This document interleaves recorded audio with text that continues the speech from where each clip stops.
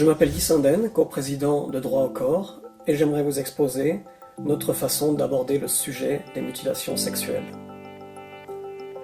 Droit au corps milite pour l'abandon de toute pratique visant une modification sexuelle sans le consentement libre et éclairé du sujet, a fortiori en l'absence de raisons médicales urgentes et sérieuses. Droit au corps traite prioritairement la circoncision, qui est l'intervention la plus fréquente, mais demeure néanmoins absente des débats publics. En général, les réactions habituelles à une souffrance subie sont l'indignation, la tristesse, qui souvent s'extériorise par la colère et peut générer un besoin d'affrontement. Afin d'échapper à ces énergies négatives, nous avons opté délibérément pour une approche basée sur la compassion. Car au-delà de la souffrance des victimes, il est nécessaire de prendre également en compte celle que pourraient éprouver les individus se sentant menacés dans leur tradition.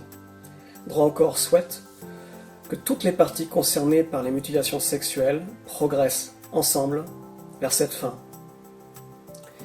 La seule façon de parvenir au respect du droit de disposer de son propre corps passe par un débat public sur les conditions nécessaires qui seules garantiront qu'un consentement soit bien libre et éclairé, c'est-à-dire sans aucune contrainte et avec l'information nécessaire sur l'acte et ses conséquences.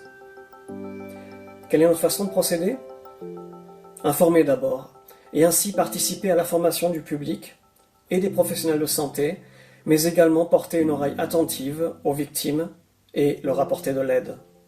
Notre conviction profonde est que c'est la seule façon d'obtenir l'abandon de ces pratiques.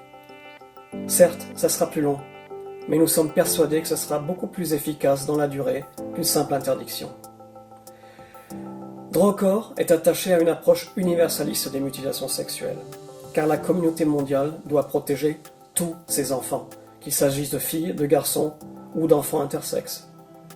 C'est pourquoi nous nous réjouissons de la création d'une alliance internationale des mouvements interactivistes en cette journée du 7 mai, qui marque d'ailleurs le 8e anniversaire du procès de Cologne.